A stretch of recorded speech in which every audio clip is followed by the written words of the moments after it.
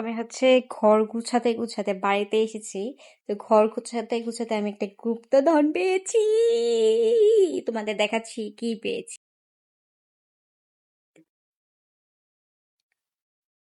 এই যে দেখো, গুপ্তধন।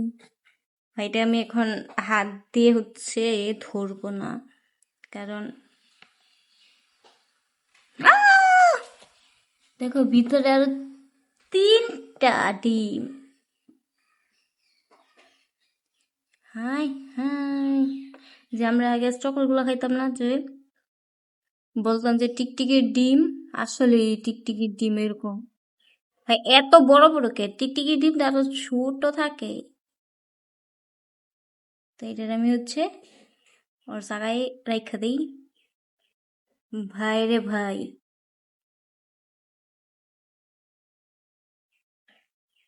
এটা যদি এখন আমার হাতে ফোড়ে, তাহলে এই যে কি একটা অবস্থা হইব।